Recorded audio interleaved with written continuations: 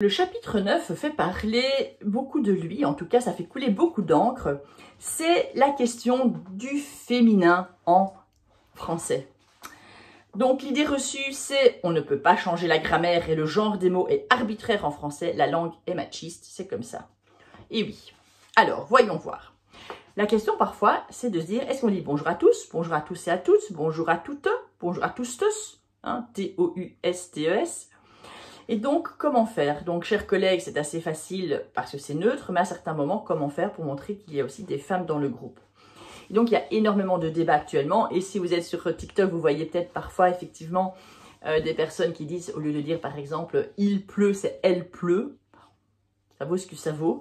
Mais en tout cas, ça donne une idée de toute la lutte qui est en dessous, de toutes les passions qu'il y a par rapport à ce féminin caché en français.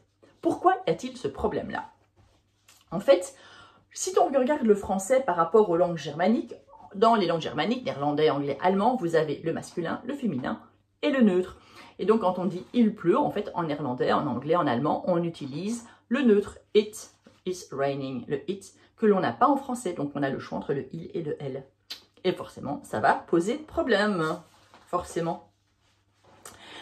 Alors, en général, soit il y a quelques mots qui sont non-genrés, c'est le bébé, là, on ne sait pas si c'est masculin ou si c'est féminin, par exemple, mais dès l'instant où on va commencer à faire référence à des êtres humains, d'office, on va savoir en général si c'est un homme ou si c'est une femme. Même pas si c'est dans le mot, mais à cause du pronom. Parce que on va avoir un ou une élève, un ou une journaliste. Ou sinon, nous avons un cousin, une cousine. Des neutres, ce n'est juste pas possible en français. Alors, la difficulté, bien sûr, c'est avec les noms de métiers. Ça aussi fait couler beaucoup d'encre. En fait, au Moyen-Âge, il n'y avait aucun problème, on féminisait tout. Donc, on disait le médecin, la médecine, par exemple. Aucun souci. Un auteur, une autrice, un ambassadeur, une ambassadrice. Et en fait, il ne faut pas croire, mais les femmes, dans le Moyen-Âge, elles avaient pas mal de pouvoir, en fait. Et elles avaient pas mal de fonctions importantes dans les métiers. C'est de nouveau avec ce XVIIe siècle normatif que les femmes vont avoir tendance à disparaître. Donc, par exemple, au XIXe siècle, un exemple qui donne à la page 50, c'est que, en fait, ce qui s'est développé, entre autres, c'est un féminin dit conjugal. Conjugal, c'est donc dans le lit conjugal, c'est dans le couple, donc dans le mariage. Et donc, par exemple, le mot « le préfet », c'était la personne qui avait la fonction, et c'était inimaginable, évidemment, d'avoir une femme préfète. Et donc, quand on disait « bonjour, madame la préfète », eh bien, en fait, on parlait de la femme du préfet. Pour ceux qui regarderaient encore avec Louis de Funès, avec les gendarmes à Saint-Tropez, etc., eh bien, il y a la colonelle, et il y a une dame qui n'est pas du tout dans la gendarmerie, mais avec donc, Louis de Funès qui est amoureux d'elle, et donc c'est « bonjour madame la colonelle », parce qu'en fait, elle était mariée à un colonel. Ce qui veut dire, évidemment, que tous ces noms qui existaient avant, féminins, qui ont disparu à partir du XVIIe siècle, où on a mis que des noms masculins, et donc on ne pouvait plus dire la médecine, ou bien la colonelle, ou je sais pas moi, l'autrice. Le mot l'autrice était interdit. Pourquoi? Parce que, en fait, une femme ne pouvait simplement pas être auteur. Donc vous voyez que quand on fait des choix de mots, entre est-ce que le masculin ou le féminin est possible, ou est-ce qu'on dit à un moment donné, on supprime le féminin, en fait, ça veut dire qu'en même temps, on va supprimer des concepts, mais on va aussi supprimer une certaine réalité. Si on dit la femme doit rester au foyer et elle ne peut pas écrire, parce que comme Kant disait, c'est qu'une femme qui est savante, une femme qui écrit ou quoi, ce n'est plus une femme, c'est un homme, c'est une femme à barbe et ce n'est pas une vraie femme, ça veut dire que l'on va vraiment gommer une partie de la population. Et du coup, quand à un moment donné, on se dit, voilà, maintenant il peut y avoir des femmes qui sont préfètes ou des hommes qui deviennent colonels, le mot a une toute autre connotation. Par exemple, le secrétaire et la secrétaire. Quand on parle de la secrétaire, on imagine la dactylo qui tape les lettres, tandis que le secrétaire, c'est par exemple le secrétaire d'État. Et donc, ça a une fonction beaucoup plus importante. Donc, les mots ne sont pas neutres. Ça, de nouveau, c'est une observation par rapport à l'utilisation. Mais ça dit beaucoup sur la société.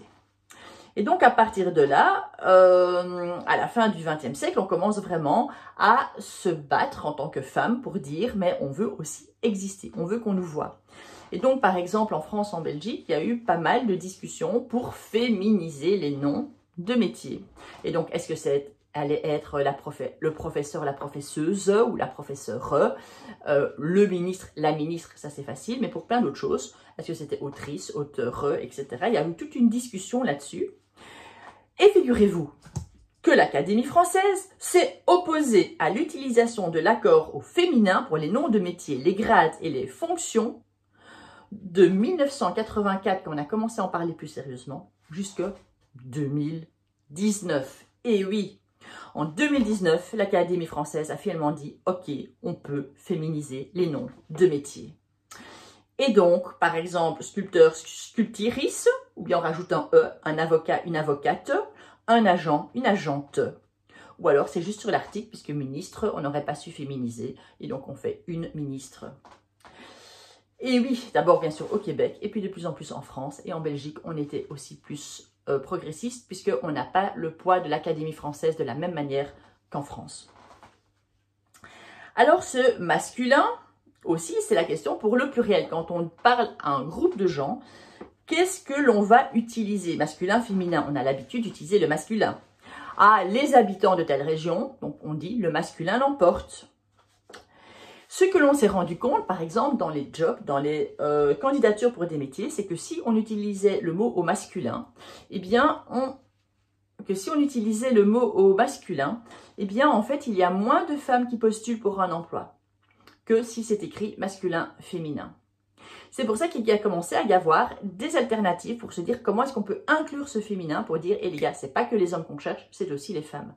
Et donc, par exemple, et là, vous avez des exemples à la page 51, ce sera plus clair que ce que je vous explique, où on a commencé à avoir cette écriture inclusive. Ou par exemple, faire entre parenthèses, rechercher ouvrier, ouvrière, par exemple, étudiant, job étudiant recherché, étudiant.e. ou étudiant, entre parenthèses, le E. Donc, essayez d'intégrer cela. Alors, évidemment, ces écritures inclusives font couler beaucoup d'encre parce que d'un point de vue de la lecture, c'est pas évident, surtout pour les dyslexiques. D'autre part, si on se rend compte, c'est aussi une question d'habitude et d'apprentissage. Dans certains documents officiels, eh bien, ces graphies, donc ces orthographes avec des points E, points S, par exemple, avec des tirets, hein, étudiant-E-S, eh bien, c'est encore interdit. Et puis le genre, hein, avec le masculin qui l'emporte pour les groupes, eh bien en fait, c'est aussi quelque chose d'assez fréquent, enfin d'assez récent. Puisque en fait, à l'époque, au XVIIe siècle, ce qu'on disait, c'est tout simplement qu'il fallait accorder, alors là, pour vous expliquer ça oralement, c'est pour vous dire donc que pour l'accord de l'adjectif, ce que l'on fait normalement, si vous avez un nom masculin, un nom féminin et votre adjectif, eh bien l'adjectif va s'accorder avec le mot qui est le plus proche de lui. Donc l'exemple qu'il donne, c'est les chants et les danses bretonnes. Parce que c'est les chants bretons et les danses bretonnes. Si on met les danses et les chants bretons, les danses est plus éloigné, les chants c'est plus proche et donc on va accorder, on va mettre un féminin. Et c'est pour ça que... Mais par contre, à d'autres endroits, on va devoir mettre un masculin. Et donc, c'est absolument pas clair dans les règles. Et pourtant, à l'époque, on pouvait vraiment faire les deux. Là, je vous conseille d'aller lire la page 52 parce que ce n'est pas évident sans l'exemple. Et puis, ces pronoms non genrés, c'est aussi le il ou le elle. Et donc, par exemple, clairement, dans les publications sur les réseaux sociaux, c'est extrêmement compliqué. Est-ce qu'on dit votre enfant, il est, pour nous, par exemple, pour notre école, quand on dit, voilà, il est rapide de compréhension, il a envie d'avoir des challenges, d'avoir du rythme, d'avoir d'autres expériences, le « il », c'est plutôt pour les garçons. Alors, on va dire le « elle », mais les garçons ne se sentent pas concernés. Donc, un pronom qui existe maintenant, c'est le « il », I-E-L. Et l'avantage aussi, c'est que c'est non genré par rapport au binaire. Donc voilà, cette écriture, par rapport aux femmes et aux hommes, c'est pas évident parce que ça touche évidemment la population. Et par exemple, il est aussi montré que par rapport à certains textes, il y a des moments où les femmes ne se sentent absolument pas incluses dans l'explication parce que c'est beaucoup trop masculin. Et donc la question, c'est ce qu'ils disent, eux et si, eh bien c'est si on réenseignait certains accords de proximité en français par rapport à l'accord de remettre le féminin de manière possible et de réfléchir par rapport à comment on pourrait exprimer l'inclusion entre les deux sexes. Voilà.